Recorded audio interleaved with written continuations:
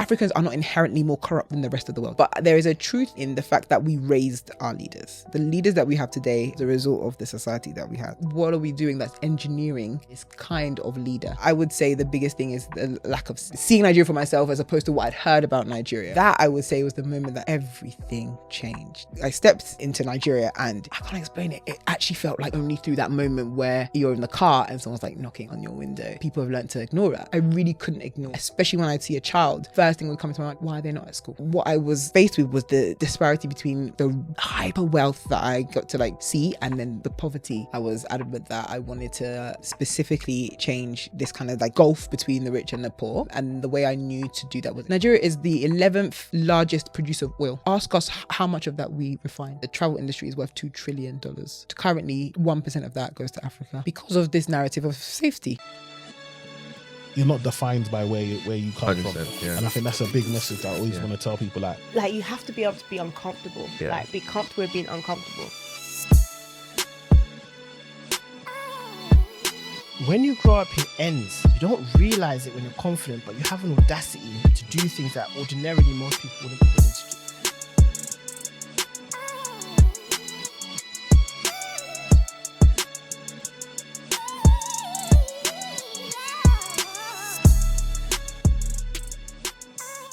Welcome back to the Takeover Experience. We have a special guest in the building. I'm looking forward to this conversation. Korede, how are you doing today? I'm good, thank you. You? Yeah, I'm all good. You know what? Like I said, I'm very, very excited about this conversation. I think this is a very important conversation to have. It's not one that I've really touched on. I've interviewed people that, have interests in Africa. I've interviewed even somebody that is going to be creating a social media in Ghana. But this conversation is going to be a bit more wider. We're going to be talking on the education piece. But before we get started, who is Korede? Who am I? So I would say that I class myself as a social entrepreneur, somebody who is trying to use a business for good. So for the betterment of others, to build society, everything I do has to be impact focused. That's the metric that I live by. So I would say I'm somebody who's very much focused on making a difference and making an impact on the individual level, absolutely. So one-to-one connection, but on a macro level as well. So I think that's who I am. Love that. Business for good, and it's all about impact. That's so important, I think in this day and age, I think too many of us are thinking, when we think about business, we think about just making money. We don't actually think about like what's the legacy that we're going to leave behind. Absolutely. Right. Absolutely. And we're going to talk a bit more about how you're planning to leave that impact, but we always like to talk about somebody's backstory. So I guess, where are your parents from? My parents are both Nigerian, Yoruba to be specific, but their should I say, their interpretation or the way that they lived are two very different worlds, I feel like, that came together, which very much affected my upbringing. So my father was born and raised in Nigeria, in Ibadan to be specific, so another city outside of Lagos, but my mother was born and raised in the UK. So really, yeah, very different. Yeah, so partially raised in the UK, moved back to Nigeria for boarding school. Yeah, okay. So like she got the fresh hand experience. Yeah, so it's so those two worlds came together. And yeah, those are my parents. But they stayed there. They met each other at university. Got married, had myself and my brothers.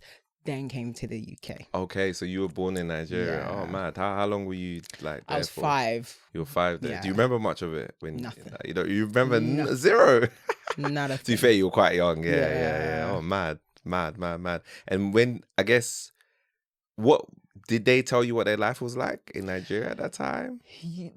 And that's why I say it really affects how I see or saw Nigeria, my interpretation of Nigeria, my parents' backgrounds, because my mum would focus more on her time outside of Nigeria. So because her beginning was like the UK, and then any subsequent experience was like her travels and stuff like that, which were again outside of Nigeria. Yeah, okay. And so those are the fond memories she would speak of. And the only experience she really had of Nigeria was boarding school, and she was not a fan of boarding school. So her experience of Nigeria was not like necessarily that positive, other than she found her faith there. So Christianity, the one thing she thinks about when she thinks about Nigeria. Okay. My father, on the other hand, grew up just very Nigerian. His whole experience is Nigerian. Loves his nation, loves his people. Yeah. But what I always say is that culture runs through the mother. Mm. And so my mother's influence was like my first influence of like culture and things like that. So that's how I saw society. So of course we'll go into it a little bit more, but Vemoye for me is funny to me because the very idea that I, based on my background, based on the way I was brought up, right, now do this like such Africa focus, like let's build you're it. saying it's like in how contrast. How did we get there? How did we get there? It's hilarious to me. You think that these things don't have an impact, but I would say, even though that's obviously like, you know, your parents' experience, I mean, you're still exposed to it. Right. So, yeah, I think that exposure, I think you just never really know. Because I would say for myself, I think the reason probably why I'm probably a bit more focused on Africa is probably because I also lived there for school.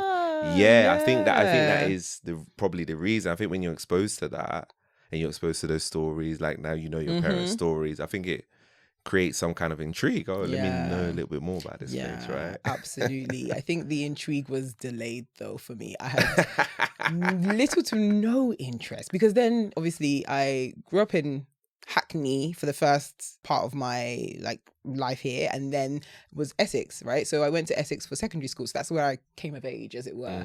And so my experience of life very much was shaped by my Essex experience. Actually, that's when I came of age.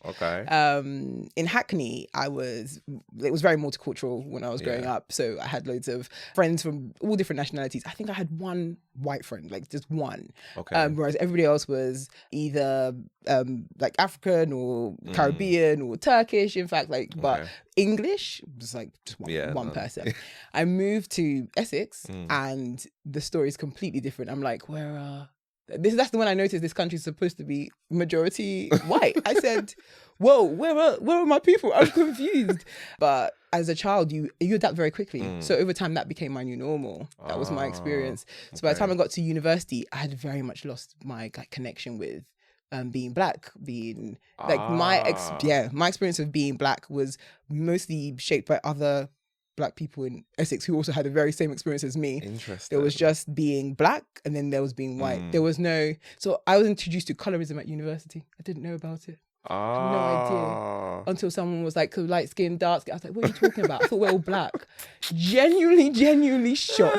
Interesting. Colorism. When's the first time I heard about? I don't think I even knew about colorism either at college. I don't think we talked that deeply about it. Yeah, so I think you could be forgiven. Okay. I went to my other friends, my other like Essex black friends, and I was like, guys, like, you know, there's categories of black people, and they were like, yeah, we just found out. We were shocked because we only had like you're black, like that's it, and then you're white or you're English or whatever. So again, like I said, it was a very delayed coming to this whole kind of like being Nigerian, being African. That happened. It was actually awakening was at uni, I would say. Oh wow, when okay. That started. Wow, so. That's incredible. Okay, we're definitely going to touch on that uni and experience and awakening. Just going back a little bit. So you talked about, obviously, you say you went to school in Essex. Yes, I went to school in Essex. What was that? I guess what was the experience like for you? Were you really into your studies at school? Absolutely. I was very studious. I really enjoyed school. I loved learning. I think the word is amiable. That's the Yoruba word for like a know-it-all. Like, I felt nowhere about putting my hand up. Really? If I know someone, I didn't understand when other people were like shy to pretend that they don't know something. Me, if I know it, you're gonna know I know it. Like, so I was like, very much very studious, very into my education, and I did well. So wow, all A's, pretty much A's, A stars. Oh my god, I think you might be the first. Let me not disrespect the other guests because we've had very intelligent guests. In fact, I'll say all my guests are very intelligent in their own ways. But wow, all A's, mad. Okay, that's great. And what was your favorite subject out of like everything that you were? Maths was your favorite. Yeah. So you're a maths genius. Then. Maths. I mean, I think I figured out maths in my own way. So the thing I love about maths, or came to love about maths, was that there's always the right answer. I'm somebody that just likes like, what is the answer to life? We're all still dealing with that. Like, how to figure it out, right? Maths, there's a right answer. Yeah, that is very true. Yeah. I loved that. You know, maths was also the only thing I could do while watching TV. I loved watching TV a lot. So like, I can, because it uses a different side of my brain.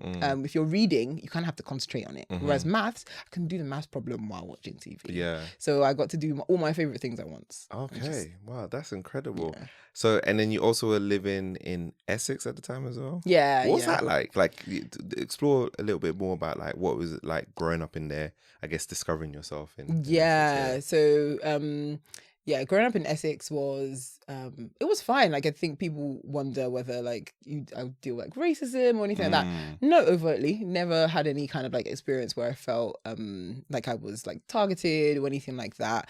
I very much though grew up knowing that I was like not the same as everybody else. Everybody else, it was a majority white area at the time. I think that's very much changed now. But where I grew up, I was like the only black person in my class. There were other black people in maybe the year, and we never hung out. Like the other black people never really came together to hang out. It was just all in our own little separate group. So yeah, my experience of growing up was like, yeah, I knew I was like black. That was very clear, but it was like not the focus in the sense that we just ended up hanging with all our friends and we had a good time. There was just no focus on that.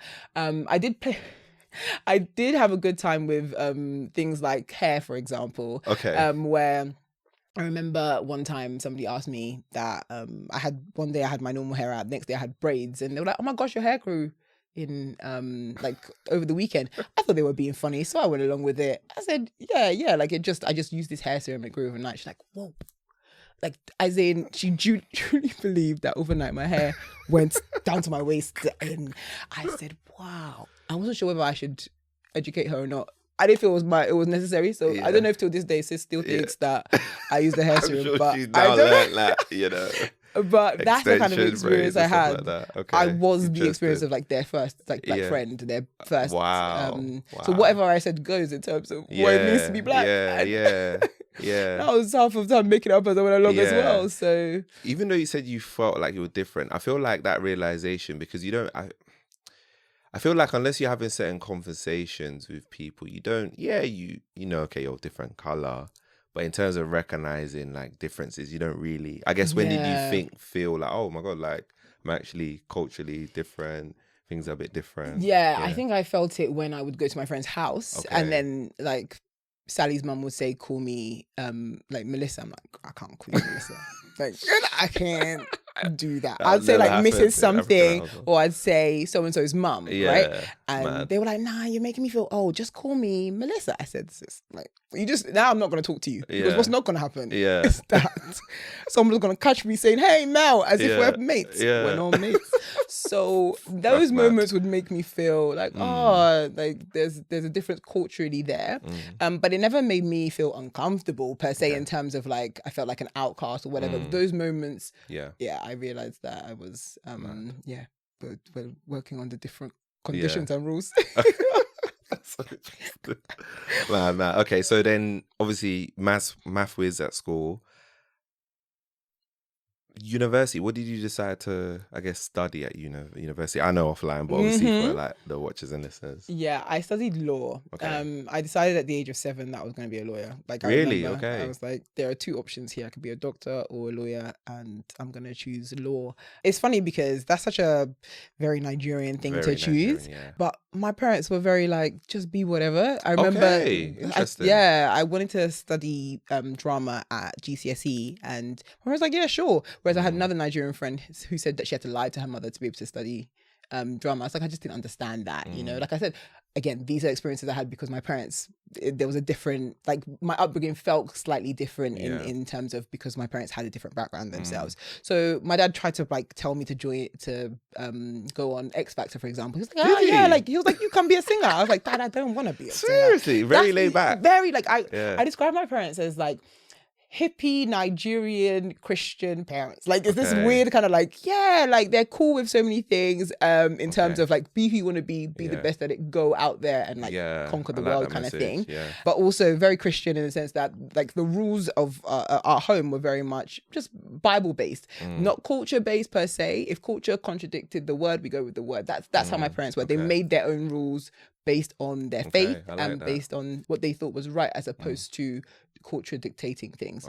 So I lived in a very kind of free space, as it were, in terms of mind. My mind, I was allowed to ask questions. I was allowed to say, listen, Dad, I don't agree with what you have to say about that because X, Y, Z. And my parents were very open with conversations That is like a that. very good lesson for other Like- parents to learn, honestly. Yeah, I've heard some stories where you're allowed to question You your can't parents. question, yeah. Yeah. My parents grew up frustrated because they gave us that ability because people use that. We're like, no, Daddy, I'm not sure that's the case, you know? And he would sit down and we'd have conversations, Okay. you know? That's good. So, I like that. yeah, I grew up very, I'd say free and very in that perspective. Wow. Yeah. Wow. Okay. So you wanted to be a lawyer Yeah. from young, and so you end up doing law. You also said that there was a bit of you started to discover yourself more. Can you talk a little bit more about that at university? What was the changes that you started discovering? How did that happen? It started with the fact that I wanted to be a lawyer since I was 7. And then I got to university and realized, well, this isn't what I thought it was going to be like in terms of the law degree itself. I wanted to be a lawyer for the fact that I very much was interested in justice. Yeah. And one of the first things you learn in law is that the legal system isn't about justice. It's about law and order first. Really struggled with that. So I already am now dealing with this idea of like, wait, I can't really change the world through the law because the law itself is not doing what I thought it was going to do, which is justice. Dealing with that.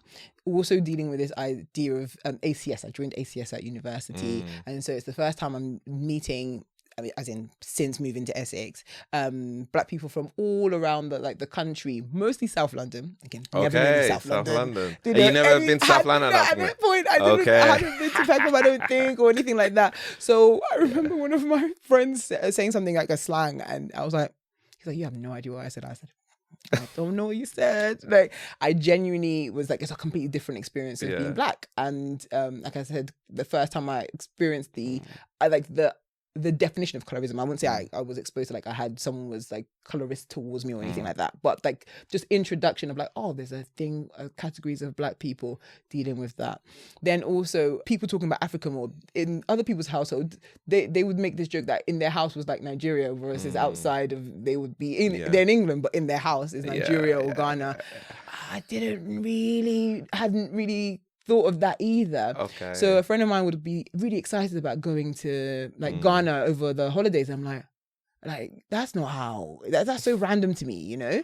So again, these are new ideas and new thoughts that I was coming into contact with that I just hadn't necessarily been exposed to, and it got me obviously thinking. And I didn't think much of those things. But you know, subconsciously these things are starting to change your perception of things and perception of life. So wow, that's what uni was like for that's me. crazy. So I'm guessing you had never been to Nigeria since. Literally. You had to come. Oh wow, okay, cool. Literally. Cool. So, do you have family in Nigeria? I do. Did you conversate with them a lot? Not really. Not so really. I didn't have any real like contact or communication with Nigeria. My only understanding of Nigeria was on a Sunday to Sunday basis, where the uncles after church would come together and talk about all the problems of Nigeria. Okay. There's corruption. There's one auntie who found out that her husband has another family in another country, and like there's there'll be another one where like so and so their money, they tried to buy land in Nigeria, and suddenly now they're like, that is all I heard. That's you all know. you heard. So I'm like, oh, okay, what's my business then? You know, like what's my business with all that? So that very much was contrary to what I experienced in uni, where people are speaking quite positively of their heritage and their background. I'm like, what am I missing? What are you missing? Yeah. What are you missing? Man. Okay, cool. So, obviously, university happened, law happened. I guess at what point did you decide, law is not happening for me? Second year, I was doing like what was it, like work experience? At a law firm over the holidays, and I sat at the bus stop on my way home. I was like, I'm gonna have to accept this is not for me. I'm going to have to accept in this moment, this is not for me. But then I'm in a crisis moment because I have never wanted to be anything else. Okay. So where do you start at, like explaining to yourself and then everybody else that this isn't what you want to do? And then what do I want to do? You know, I have no idea. And so that was a really, really difficult moment for me. And it at least opened up the conversation of what am I good at? What else am I interested in? Okay. At no point did the education come into the conversation until much later. Education and Africa. Yeah, yes, exactly. Okay. Two very things I hadn't even thought Yeah. about until much later. But that was the moment I started thinking through my Okay. options. Mad. And obviously at uni, you were discovering yourself a bit more.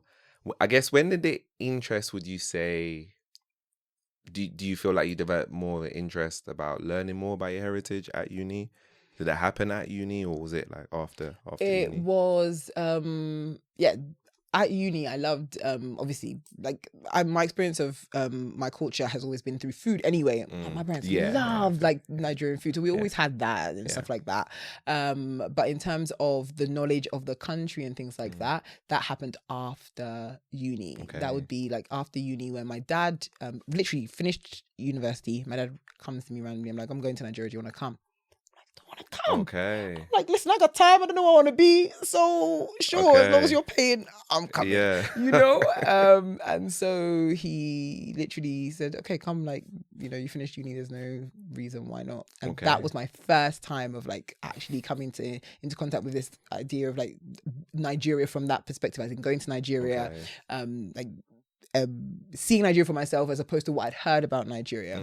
And that, I would say, was the moment that everything changed. Like I stepped into Nigeria and I can't explain it. It actually felt like home. It sounds so like, it sounds so random because I had never thought about it beforehand. But in that moment, I was like, I'm in Nigeria. You know, I really was so excited. My experience of it was nothing like what all these uncles had said. I had a wonderful time.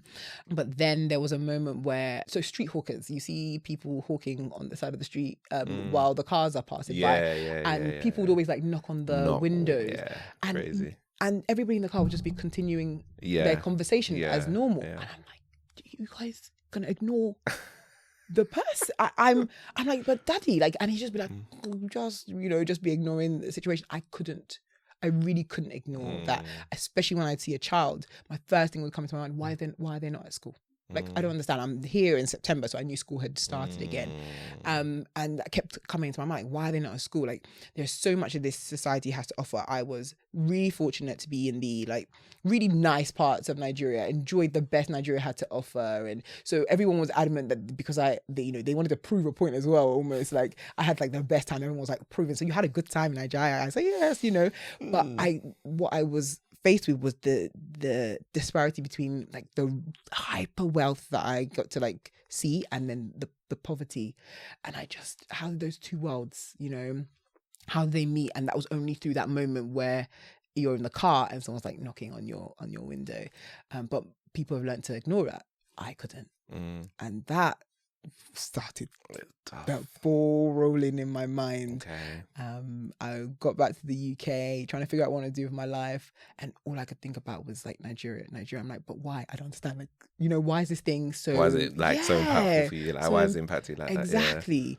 And so the conversation started. It was like, okay, the first thing I do when I want to understand something is look at their history and their politics. So two things. In college, I studied politics. At GCSE, I studied history. And I figured, you want to know how things started, you look at those two things. And so I just started doing research. I was like, I'm just going to appease myself, this feeling that I'm having, by just doing some research. Let me just understand. And so I started learning about Nigerian politics and the history. And that's where I, you know, started building this knowledge I have today, I would say, about Nigeria, about, that's my crazy. background. Wow. It's you know what's so interesting when you're saying what you're saying?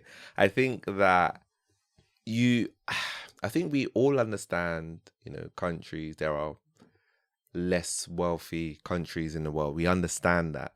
But I think, and we acknowledge it, but it's like it really blows your mind when you go there and you see it and you're like, oh, wow, this is like, it's because it's so in your face. Like, it's so in your face, like, hits you. You can't even escape it. Exactly. You're walking down the road. Like, I went to Ghana for my friend's wedding, and you're walking down the road, you've got like 3, 4, 5 kids begging you for money, and you're like, you know, it's like hard to say like no to them, right? You know, I even had one, it's funny because when you were saying the car thing, that always happens, you have people selling, but then I had one, it was really hard to ignore him because he literally was that he came on, like his legs was amputated, so it's like, Yeah, like I can't say no to this guy. I have is- to. But So it's people very are tough. ignoring. And I'm like, Yeah, but I suppose yeah. they They're you get used to it. Yeah, so it's they're like used the to it. constant like barrage Yeah. of help me has meant that you just become immune Mm. to it. But those of us who have just, the first time experienced something like that, it's you feel that. But I felt it to a level that honestly I can't explain to this day why. And of course it has led me to where I am, because it tapped into something within me that was dormant. Yeah. Right, because we all see problems. I see problems all the time around me. Like there are people here that need help, and so, like society is built on problem solution. So like they're all around, but this one tapped into a part of me that was dormant, and I think each and every one of us have that. Like we have a thing that we're built to solve, and that was mine. I happened to come into contact with it there, and I wouldn't say I ran with it. Let me be honest, it took like 10 years, but like I started the process crawling. Okay. Little by little, accepting. We had to do a lot of work in my mind as well about believing that I even had the right to try and solve this problem. Okay. Because yes, I'm Nigerian, but like I always felt like the diaspora isn't very welcome, when it comes to like us trying to solve from here we go, they come with their ideas of how we should live and how we should do things. That was my understanding. That hasn't been my experience, but that was my misplaced Like what you thought it understanding. was. Exactly. Yeah. I think they're very welcome in there, Absolutely. to be honest. I think it's just you have to integrate yourself there. Okay, so you came back from Nigeria. It was obviously a transformational experience. I guess what happened next after that? Like obviously you're trying to figure out like what your next step was going to be outside of law. So I was trying to figure that out. I looked at marketing. That did not work out. Marketing. Yeah, literally. I was like, you know what? I want something creative. I want something Yeah. exciting. Marketing is very technical. Even to this day, as anybody who's in entrepreneurship will also tell you that, oh wow, this marketing side of things, I could really leave it. If I didn't have to do it, I would leave it. So marketing, I tried marketing for a bit, didn't work out. And I went to this seminar. I asked, what is it that you're good at? Like, that's it. What is it you're good at? And I'm like, I'm good at maths. What I am is good at maths and I'm good at English. And so I said, well, I suppose I could teach other people about it, but I wasn't sure. Then my phone rings, right? Very, very random. My phone rings and someone leaves a message. I was busy at the time, saying, oh, we're looking for a tutor because like we saw some information, we're looking for a tutor. I thought it was a wrong number. It was very random. 2 days later, I get another call, very similar, different person. We're looking for a tutor. I'm like, what? Sorry, where did you get my number from? They said they found a leaflet. So when I was in just about to go to uni, I decided with a friend that we would just make some leaflets and to do some like a side hustle, let's make some extra money before going to uni. And on that was my number. And so this is like 5 years later, people now find this leaflet and are calling. And I'm like, okay, confirmation. Maybe I should lean into this. And that is how I found myself in education. That's it. Wow. And that's how you started tutoring Yeah. people, and you were tutoring maths. Yes, I was in maths and Okay. English. Yeah. Wow. That's maths how I and found English. So that's how education. you got into tutoring. Yeah. Wow. That is so interesting. And you're still doing that to So this, today, so right? I have like an education now, Yeah. like company, and one of their arms would be That is interesting. online tuition. Did you think that you'd be an entrepreneur? Was that part of like your goals, or I you would just say kind it of- was one of the things I was exploring, Okay. but I thought that, like much later down the line, you want to start a business later, but it wasn't something I planned on doing so early on after uni. That's so interesting. Okay, so obviously you started doing that for how many years at this point? 10, you said 10 years? Was it? Yeah, so it's been about like 8 years, something like that now 8 years, officially okay. to doing that. Okay, so doing that for 8 years. Mm-hmm. And then I guess your foundation, how did that happen? Obviously we know that you going to Nigeria had an impact, but I guess a few years further down the line, what was like, okay, the inspiration for, okay, I want to start a foundation to start educating Africa? I said one of the things I had to work through was my mindset, like feeling that I even had anything to offer, like in terms of a solution, and what would that solution look like? I was adamant that I wanted to specifically change this kind of like gulf between the rich and the poor, and the way I knew to do that was education. Myself, of course, like I said, I went to university and things like that, but before that, my father, they both went to university again, so it was just a normal thing. And on my maternal side, my grandparents went to university. It's just a normal thing. It's the way that my my maternal lineage had like uplifted themselves from like village life all the way to like, you know, the life that they ended up having. And so in my head, I was like, okay, this is the way of answering this problem of a disparity. But what does that look like? All I knew was tutoring, and it's private education that I'd been used to. How do I move from private education you went to private education? No, as in like the tutoring itself, would be people paid them rather than it being like free. Whereas now, in order to help a society that they wouldn't necessarily have the means to pay. How do we solve this problem? And so it took years, absolute years, to really get to what Vemoye is today.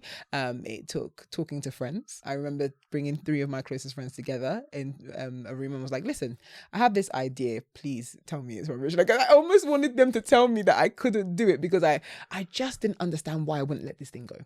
But they, fortunately or unfortunately, were like, this is fantastic. What you need to do is run with this. And I was like, but how do I make this happen? And so again, one of the things I did was like iterate. I didn't have to have the solution. Even now, like I would say we're still iterating, still niching, but I was willing to do the necessary thing as I went along. What I understood now, I would work on. And then as I got more information, I would iterate, you know? And so eventually we got to this point in 2020 where we had our launch of the Vemoye Foundation.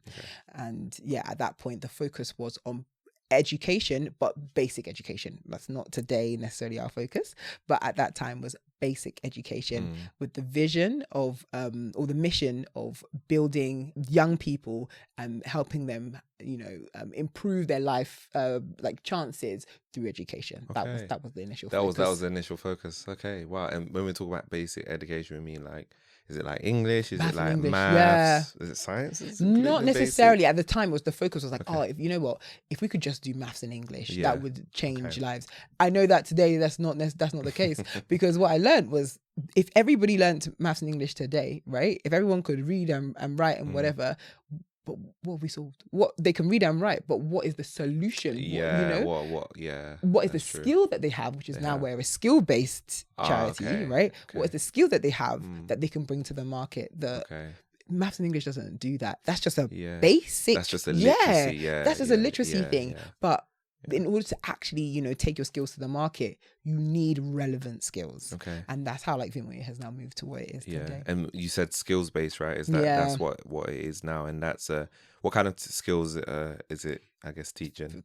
So our focus is on STEM. So that would be the science, the tech, the engineering and the maths. But from a perspective of like, what are the future problems that we see in our society?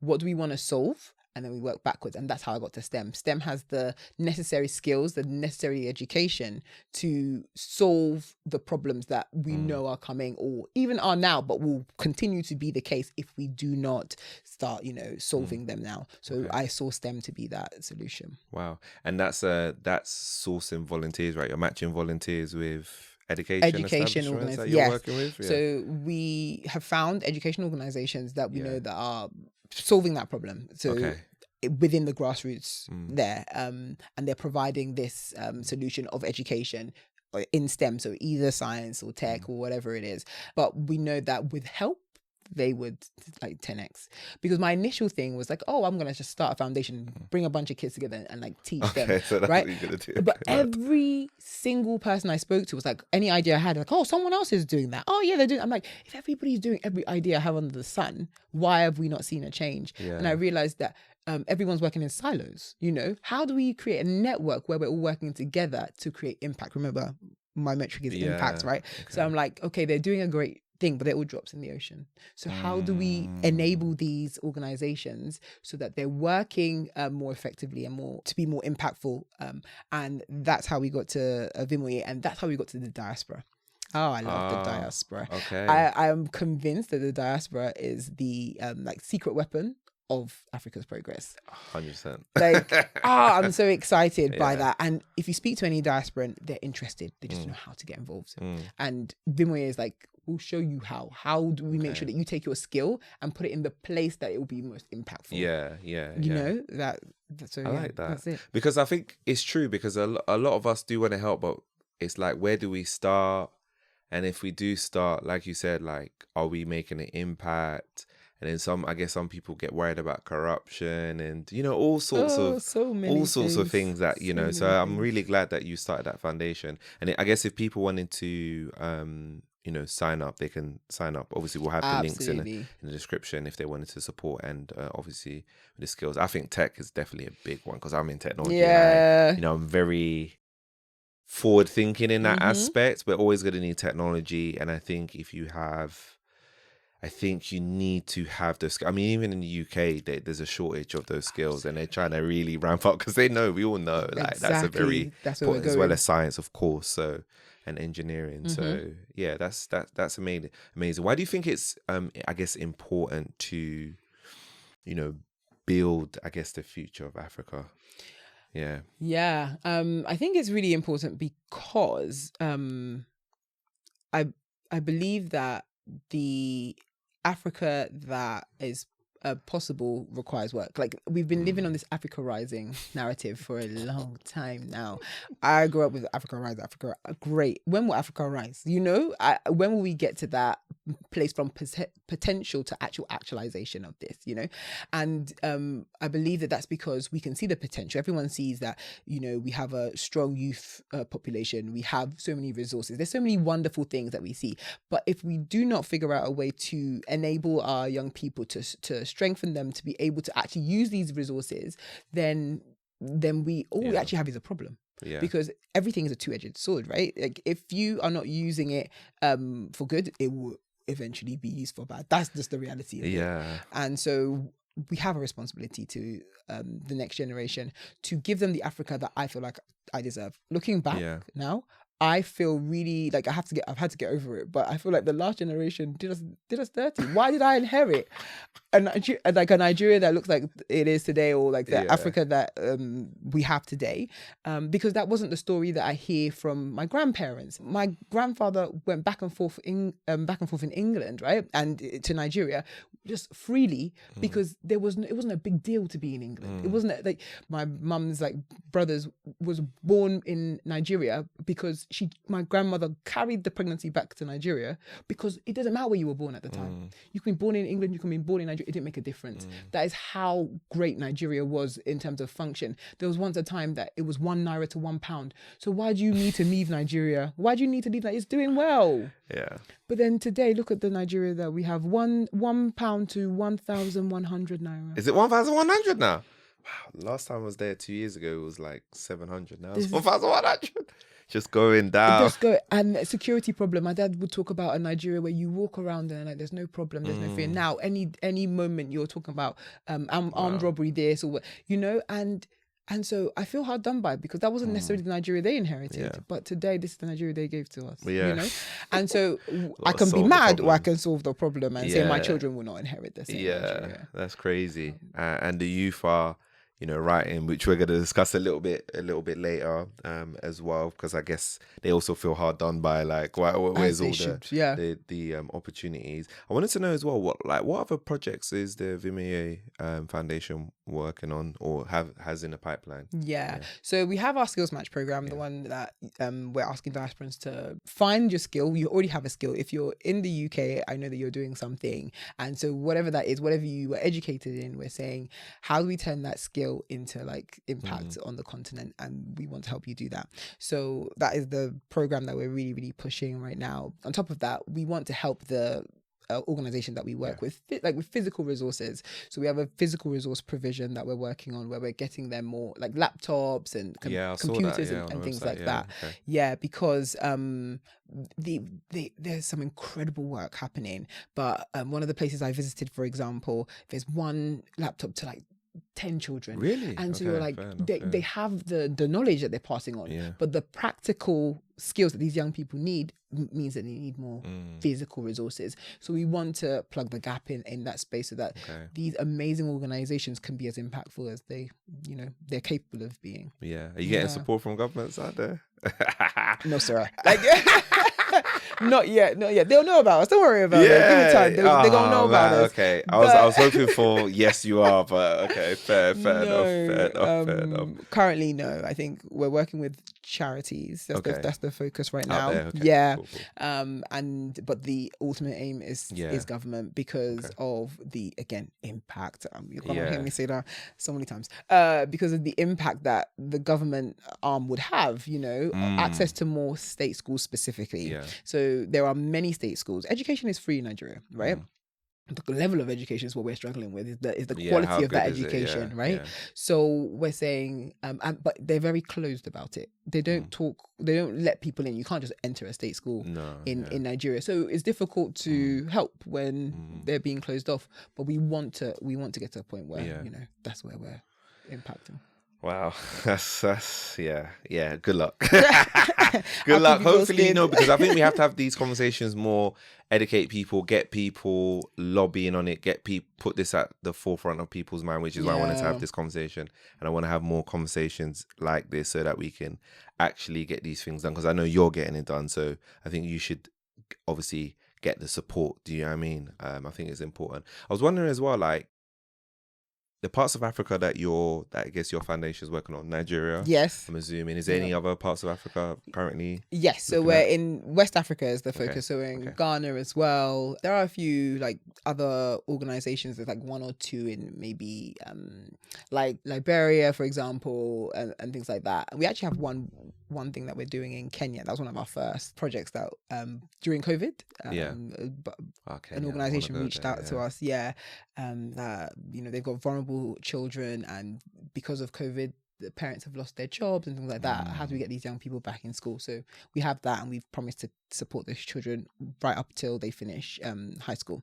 So that work is just really exciting, really incredible, and that's like the one opportunity I would say that where I directly work with like the children themselves. The other organizations that the work that we're doing impacts the organization, which then impacts the children, of course. But this organization in Kenya is like where I get to see the direct impact. I remember one of the kids that we took on, and I just jumped on a Zoom with them. I want to know your story and things like that. And she just started crying. And I asked her, like, community leader, because he was on the talk, why is she crying? What's the issue? He's like, so you don't know what you're doing has saved her from. Like, had you not taken her on, had you not done what you're doing, she would have likely been asked to get married, because the family would have to figure out a way to look after her, and they couldn't. And we're talking about a child here. We're talking about a child. And so like the work that is being done, the work that I'm asking people to like get involved in, is not just impacting on a macro level. We're talking about individual lives changing here. And I never want people to miss that picture as well. We want society to be changed, but society is made up of people, and we want those individual lives to be changed on the way. Wow, that is powerful. That is crazy. And I guess you definitely prefer the direct impact rather than indirect, right? Or a mix of both. A mix of both, absolutely. And that's why I have to remind myself, I try to like go to Nigeria or any kind of like the West African country that we have a presence in.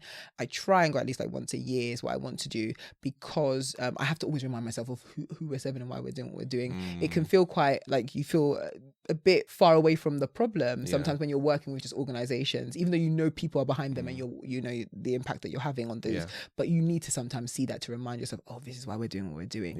It's the actual people that make it feel like it's worth it. It's so important. You have to. So you say you go at least once a year, right? That's what I'm trying to do. Let me be honest. That's how someone will now say, Look, you are doing more than most of us, so we can't even talk. We can't even say nothing. Like, come on, no, you're doing it. You're doing absolutely amazing work. I guess what challenges have you faced whilst obviously trying to build your foundation out there and build the relationships? I think one of the challenges have been getting over the mindset that other people have of Africa that they projected onto me. So if I'm in Nigeria and I want to go and meet an organization, the organizations we work with aren't in like the nicest parts of the country. And so I remember I was checking out one organization. Like if I had told anybody where I was going, they'd be like, don't go there. Yes, it does. Guys, that's dangerous. You know? And so I have to get past that fear so often because people project their fears onto me of all the thousands of things that can happen. And then that slows me down. You know, so one of the things is mindset, because when I go to any other country, I have ignorance is bliss in the sense, because other countries have many problems. There are security issues everywhere, but because I don't know of them, I just live my life anyhow, you know. But because I'm so close to the problem in terms of I have access to Nigerians, I'm constantly told of what happened here. This is happening here, and so I'm always like fighting myself, as it were, in my mind, especially when I'm on ground, and that feels like it slows me down. So I think mindset has been a major thing that I'm constantly having to reassess all the time. Another issue would be like culture. Culture being like, I always want to toe the line of respect for culture. I'm very, very big on the fact that the Western way isn't the best way, right? And so, but I have to always understand that because I was raised in the West, there are mindsets and things, the way I perceive things that might feel frustrating. Like when I go, like, why are things done in this way? But I have to accept that there's a reason things are done in this particular way, and I have to respect that. So I have to understand the problem first before seeking to solve it. And so I would say I think mindset has been one of the biggest things that I've had to work through. Okay, I hear that, and I definitely know what you mean about people say, "Oh, be careful." One of the things with Nigeria, a lot of people say, "Don't go during election times." Yes. Oh, it's dangerous. People are getting kidnapped. This and that. Yeah.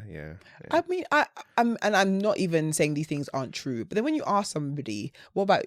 Oh, wow, have you been kidnapped?" They'll say, "No." Oh, have any of your family? Nobody knows anybody that these things are happening to, but people allow this concept of fear. And I won't say that there isn't a security problem. I'm not going to say that, but what I will say is that they have let this concept of fear overshadow any positive that's happening a positive thing that's happening there, and it has made us stand still. That has stopped us from making progress because of fear. And I have to battle that all the time. I think that is something that definitely is I think there's a lot of hearsay, there's a lot of discussion, things spread like wildfire without actually, like you said, there's security issues and there's issues everywhere, like safety concerns in area, even in London. Let's be real, there's safety concerns in London. Top Boy has made me realize that people, I know Nigerians are afraid to come to South London or East London because of Top Boy. They're like, oh, I don't want to get stabbed. I don't want to. Are you right? Like I said, it's actually. Oh my God, it's not like that. Like people take things so literal, but you have to experience the place for yourself. So with the foundation, what's the vision, overall vision that you're hoping to achieve? Yeah, so the vision that I have in my mind for Africa as a whole, but starting with Nigeria, I always say. And the reason I say starting with Nigeria is, one, that's my experience of Africa first and foremost, but secondly, because Nigeria makes up 1/5 of in terms of population, 1/5 of the continent. Wow, I right? didn't know it was that big. Yeah, wow. So I'm convinced if we fix Nigeria, we fix the rest of the continent. 20%, like right? literally, that right there, and that 20% is Mad. pushing out to the rest of the continent. So we make a big difference by solving that one side. But the vision there is that I want Africans, home and abroad, to have Africa as an option. Okay. Right now, it doesn't feel like Africa is an option. No. No. You want as much as possible if you're on the continent you're trying to leave, right? Yeah.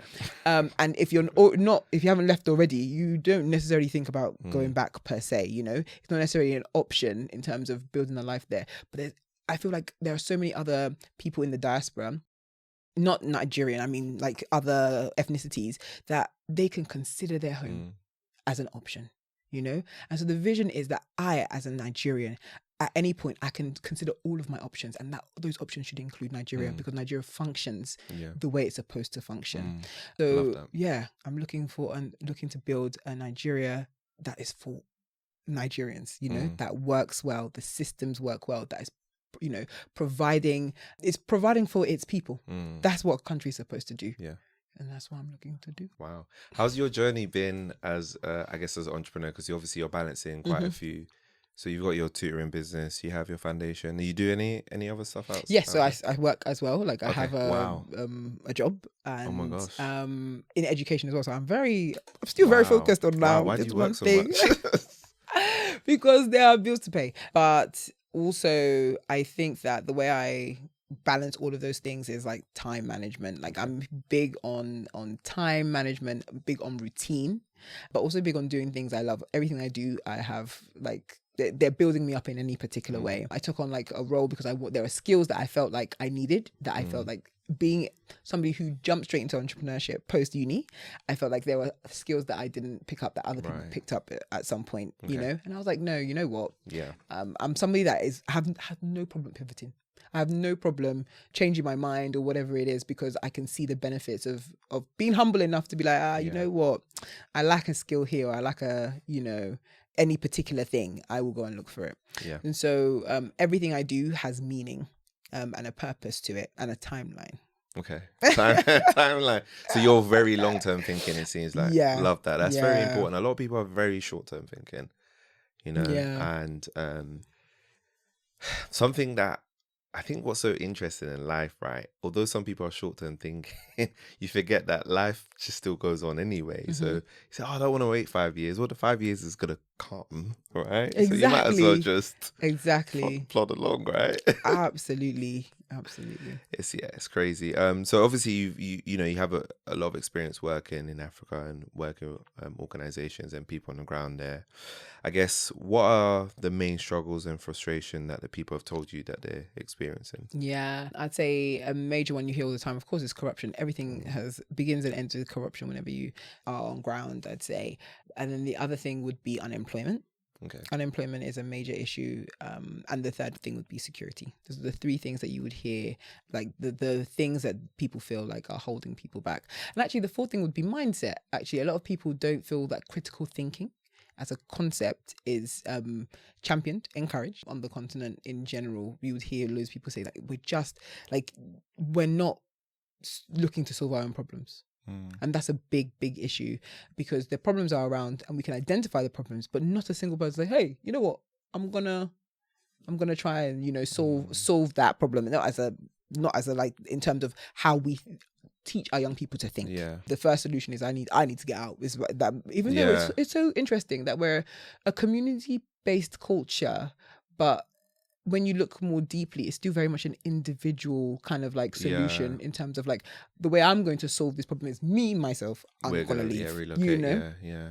That's very true. Yeah. It's very interesting. But then when we come here, we still look to retain our sense of identity to Nigeria, right? Exactly. Or wherever we are in Africa, right? Yeah. We can't let go. We don't just let it go and be like, I'm now British or American or whatever else. Yeah. We're absolutely very much, because we know that someone says, because we are reminded of it regularly here, first and foremost, but also there is a part within us that knows that there is more to us, more to our story, more to our experiences than just the UK. You know? So why do you think the governments are not like trying to address these things? Because many people say they are the problem. That how can you address something that you yourself are like have caused? But I think that our governments are, how do I explain this? A reflection. People will say that our governments are a reflection of our society. Like people say that you get the leadership, quote unquote, that you deserve, right? And I find that to be very harsh. But there is a truth in the fact that we raised our leaders. The leaders that we have today were as a result of the society that we had. That's and true. Yes. That's difficult to accept, but it's something we have to say. Okay, so what are we doing that's engineering this kind of leader, you know? And I would say the biggest thing is the lack of systems. I'm a big proponent of like pushing the concept of systems. I have been saying this from the beginning, that there's no such thing. Africans are not inherently more corrupt than the rest of the world. That's not the case. No, I don't think so either. But people genuinely think that. If you talk to a Nigerian, the one of the things I used to hear growing up is like, you just need to start again. Like you just need to start the whole country again. Like everybody just press a restart button, isn't it? That is gonna be it's fine.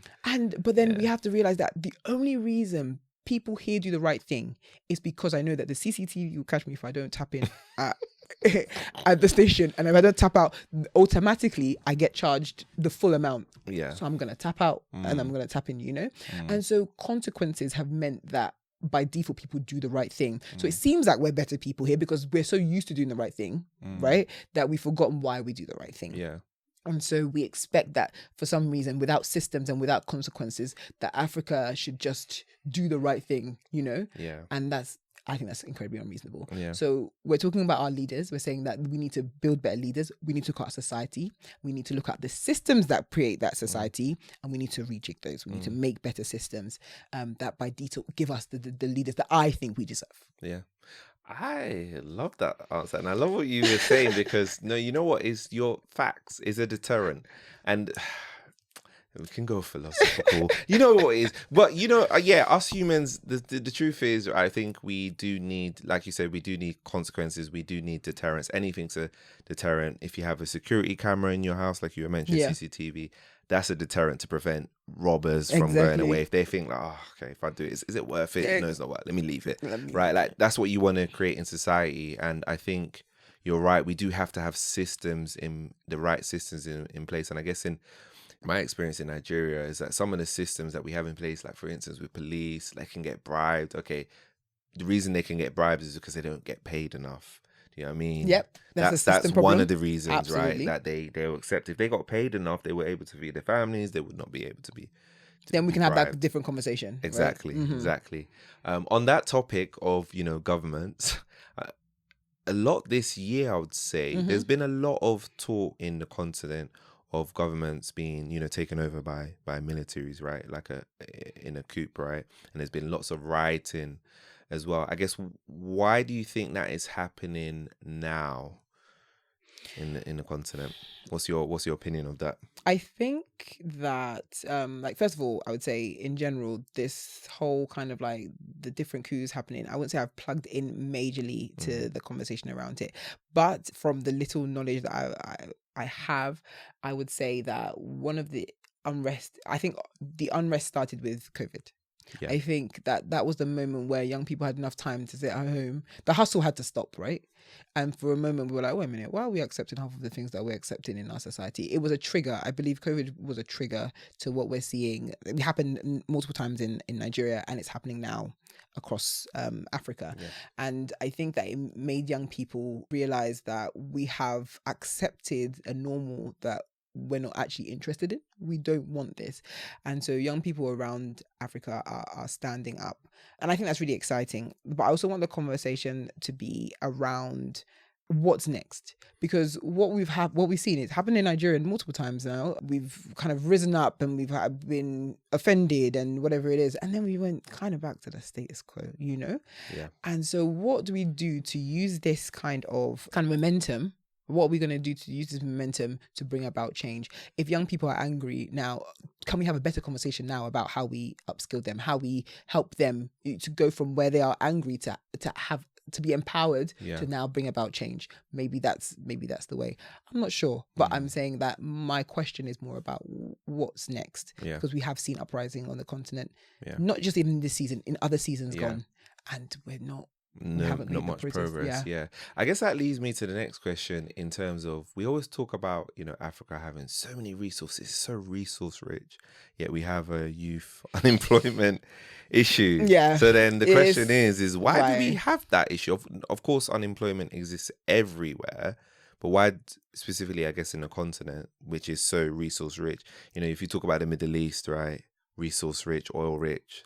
I'm not saying they're all living good, but it's known to be wealthy, yes.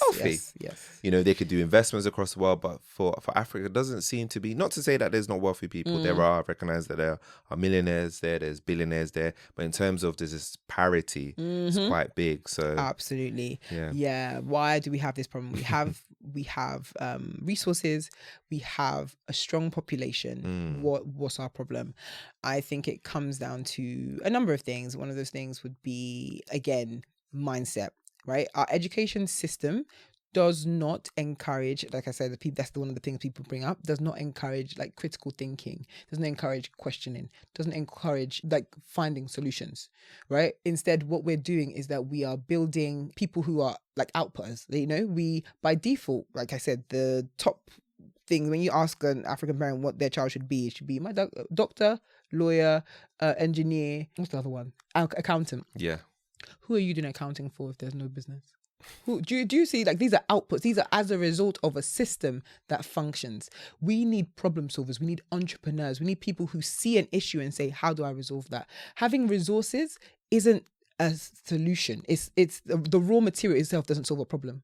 It's what you do with that material that then solves a problem. Nigeria is the 11th largest producer of oil, right? Ask us how much of that we refine. I don't think we do any of it. None. Not to, but oil by itself is useless. Like, in the raw way, we haven't solved anybody's problem. So we sell it off that's the cheapest way to sell oil, is in the raw form. If we would then solve a problem, which is to refine it and then sell it, we are now making more money. So do you understand that we take our resources and we sell them at the lowest level where they are of the least value because they don't solve a problem? We now need to what we need to do is build a generation of people that are seeing problems and saying, this is a solution, I'm going to make that solution.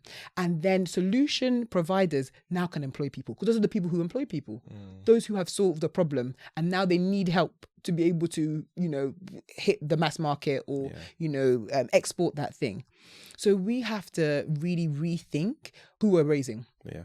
If we're not raising Africa's future workforce, then we're a failed system, because education is to solve our own problems. That's first and foremost, right? If we as a society identify, we have a problem with like bad roads, that's something you hear all the time, like there's bad roads, or we have a problem with malnutrition, or we have a problem with like certain diseases that we are yet to find a solution for.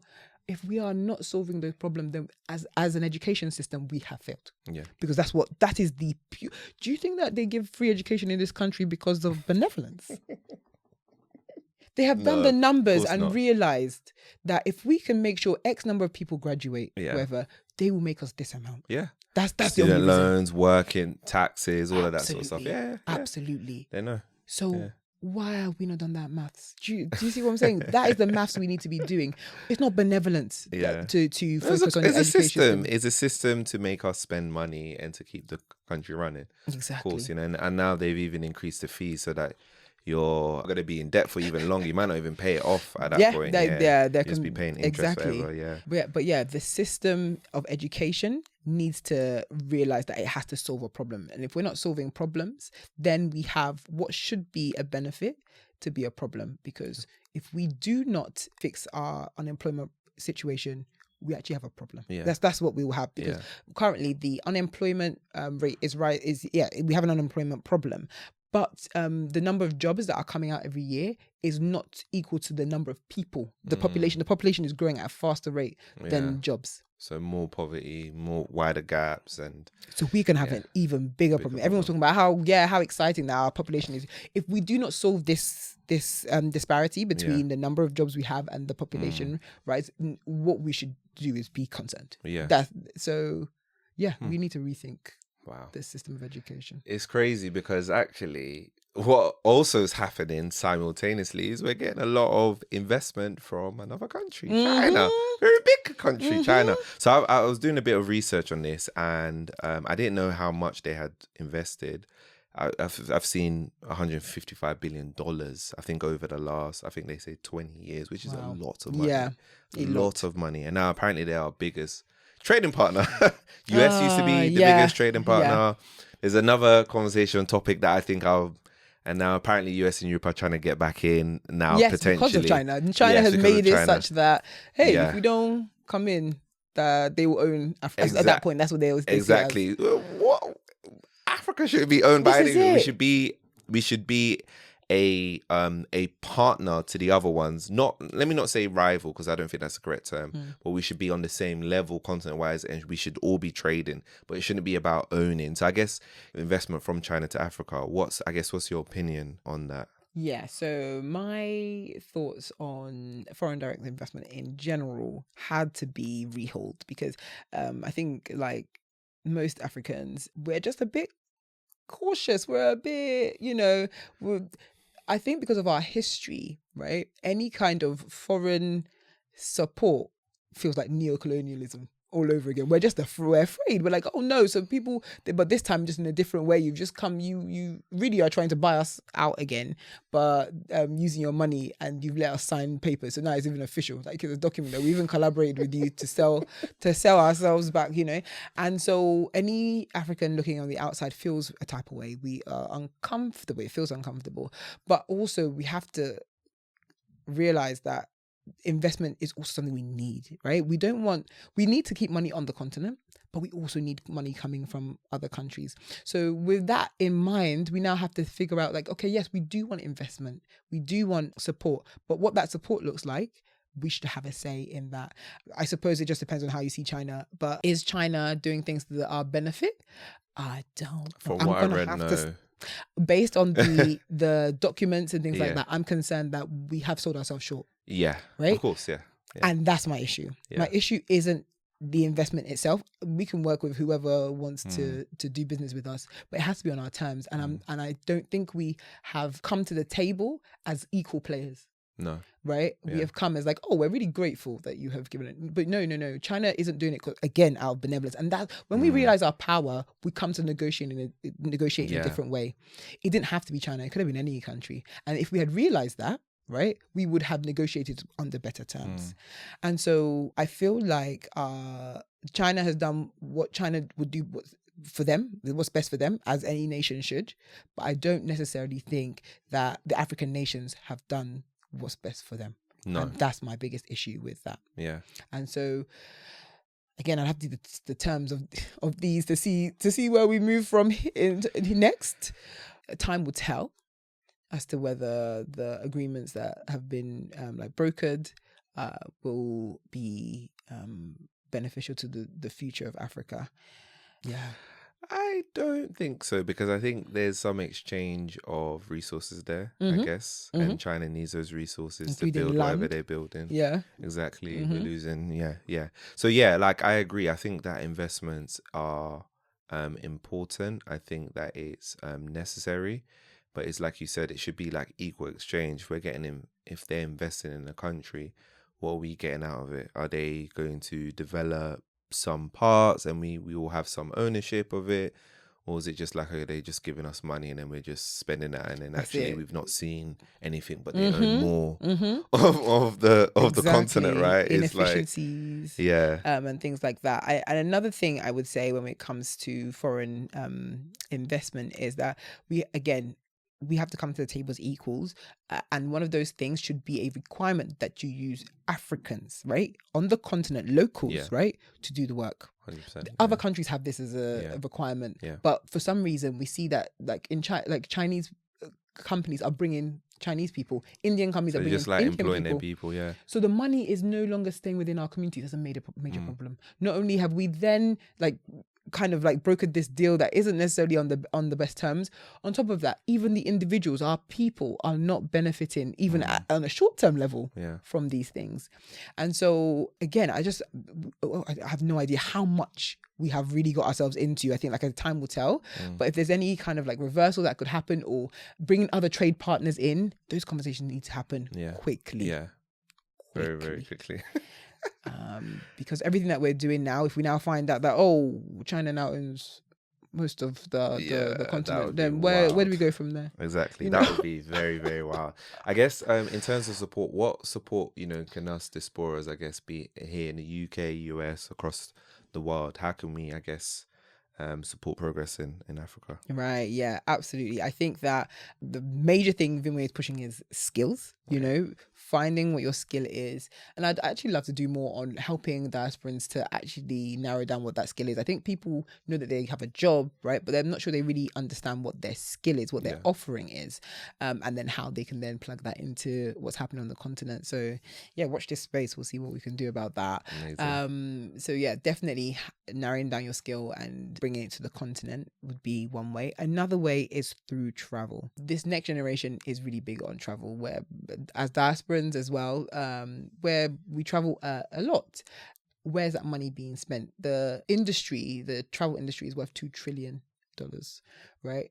Currently, 1% of that goes to Africa because of this narrative of safety, right? This fear of safety. But we need to change that narrative as Africans ourselves. If we're posting pictures now, we're in this place, we're in Kenya, we're in Rwanda, we're in, you know, then other people want to go there. I remember I was in Ghana a couple of years ago, and my English friend messaged me on Insta like, hey, next time can you take me? Like that, he now saw that like Ghana was so exciting, so fun that it's now an option. Yeah. You know? Yeah. And so tourism is huge. We need to change that. And by the way, 35 countries in Africa are more safe under the Global Peace Index, right, than the USA. Okay. I don't think twice about going to the USA, right? That's true. But people think twice about going to Rwanda. And they have guns in the USA. And we're just like, oh yeah, I'm going to New York. Oh yeah, I'm going to California. Yeah. But there are 35 countries in Africa that are officially more safe than the USA. So we need to change the narrative. Yeah. And as Africans, we start that. Yeah. So I guess talking about your experience, what would you want people to know? You know, you've traveled around, you know, Africa, and you're working with Africans. What would you want people to know to encourage them to actually take the leap and take the chance? And actually, on that note, I've met a lot of people that have traveled a lot within Africa, more than me, and they're not African. And I was shocked. Some people telling me they've gone to Ghana 4 times. I'm like, what? This is shameful. I've been first time this year. I've been to Kenya. I've been to South Africa. I was like, what am I doing? I need to do more. I'm African, they're not, and they've been more than me. Yeah, like, literally. Yeah. Literally. I think it's and I think I love that. It's really exciting. I think my mom the other day told me that her work colleague is going to Rwanda and things like that. I'm like, wow, what's going on? Like, I'm happy. Like, that's what I want to hear, because that's how we're changing the narrative. And that clearly, the word is getting out that, you know, Africa's open for business. You know, there's so much to see, there's so much culture, there's so much to do, you know, and I love that. But as Africans ourselves, are we, you know, going to the continent? Does it feel like a holiday to us because it just seems too close to home? I don't know. Maybe that's a question that we have to ask ourselves. But if we're interested in making a difference, it has to be like something we consider. How we spend our holiday money has to be something that we think through, genuinely go through the list and be like, I haven't been to this place, that's my next holiday. I haven't been to this place, that's my next holiday. Be intentional. Amazing. Yeah. And you know, Africa's got the youngest population, they say, in the world, right? Well, the continent, right, is known to have the world's youngest population. I guess, in your opinion, what do you think the potential is for that? Yeah, so the average age across the continent is 19. Wow. 19 compared to Europe, which is like, I think 49 or something like that. That's the average age difference, right? So we have like this energy and this zeal, this that is running through the continent, and it's a force for good if used for good, you know.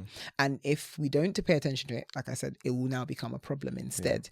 So our potential is that we have young people that are mobile enough, upwardly mobile, strong enough to be able to build the continent. And that's what I'm saying. Like, physically, mentally, we actually have, through our population potential, we have those people that can literally be put to work, you know, compared to other parts of the world where, you know, actually they have a major problem on the horizon, where they are now begging young people, listen, if you can come and move here, you can help us, or else we'll go extinct, you know, right? Whereas we don't have that issue. That's not an issue. And so what we need to do is upskill. And that's what I'm saying. If we can give these young people the skills that they need to be architects of their future, right? Architects of their society, then we are onto something huge. Like, I'm so excited for what's possible, but it's all hands on deck. There's just so much to do. With that number of people to help, you know, it means more people need to plug in. Wow. It's you know what, this conversation has been great, because I feel like this is a start of, you know, more conversations like this. I definitely want to have more conversations with you about this, and, you know, keep you connected, and understand what's going on with the foundation, give us updates, and how we can obviously support you as well, as much as we can. But no, it's been great, Korede. Like, it's been a light conversation. Honestly, I could have a conversation for hours with you about this kind of stuff, because I have like a lot of passion for it, and I know that you have a lot of passion for it. I guess, where can people find you? Where can people, you know, find out more about your foundation and things that you're doing? So the foundation is under the Vemoye Foundation on Instagram and on LinkedIn. That's where we're most active. Myself, I'm on Instagram as This Is Korede. And those are the two main ways. Our website is vemoyefoundation.org. That's where you can like sign up to be like under our skills match program. Currently what we're doing is trying to just build a network, just build a list of diasporans interested. Then we start kind of like putting people into programs and things like that. But this initial point is getting the word out. So sign up, folks. Yeah, make sure to sign up, people. Definitely. Really appreciate, your efforts. Appreciate you coming down today and, just talking to us about what you're doing and the impact that you're making. Really, really appreciate hearing your story as well. And yeah, good luck as well for the future. Definitely, Thank like I said, I you. definitely just want to, stay connected with you in terms of what you're doing. And I hope that, I'm just excited for the impact that you're going to make, because I feel like you definitely got the right mindset, you got the right skills, and it's something that's close to your heart. I guess actually the question I have for you, what are your parents saying about it? Because you're saying like different backgrounds. So what they saying about this? I told you that my parents are team whatever you want to do. Yeah, we're gonna back it, right? Regardless. And so when I first thought about doing something on the continent at all, I was like a bit like, I don't know how, they take. I knew my dad would be like excited because he's like, oh, like Nigeria and stuff like that. But I just didn't know. Like I said, like the stories I heard were just focused on like the negative, and not for my parents. Let me be very clear. They weren't the one like spewing the negative, but the environment specifically was like negative, and nobody counted that. So that was the issue. But my parents are very pro. Listen, whatever you choose to do it with everything. And be the best at it. That's it. 100%. That's literally that's it. And so they back me 100%. I'm forever grateful because honestly, I couldn't do it without them. They help on every level, support financially, every kind of way that they can back this. And the connections. Oh my gosh, my dad is like got so many connections. So whenever I'm in Nigeria, like I need to speak to somebody about this. We need to get like a crate, for example, of the goods soon. First person is like, hey dad, you know someone in this? Oh, I know someone. Yeah, I know someone. So shout out to my parents, honestly. Forever. Love that. That's the full, and that's it's for a worthwhile course as well. So amazing. Exactly. Amazing. So yeah. Amazing.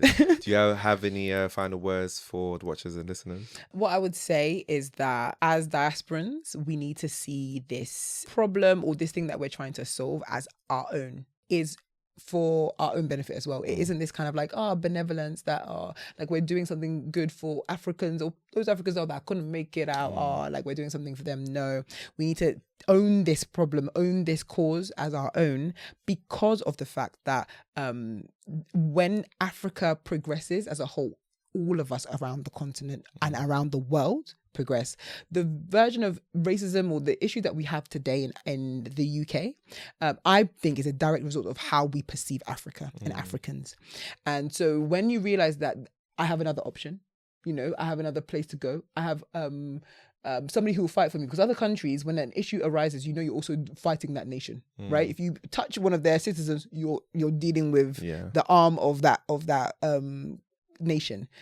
Africans don't feel like that. We build Africa, we build our nations, and then we have more power around the world. And so let's take this on as our own. We all benefit from this. So. Love that. Great final words, and it's inspiring me to have more conversations like this on the podcast, which we are gonna do. Thank you, Korede, so much. Sorry guys about the camera, the main camera on Korede, the battery just ran out, so we couldn't just stop her powerful final words. I hope that you've enjoyed this episode of Take Off Experience, and we'll see you next week's episode.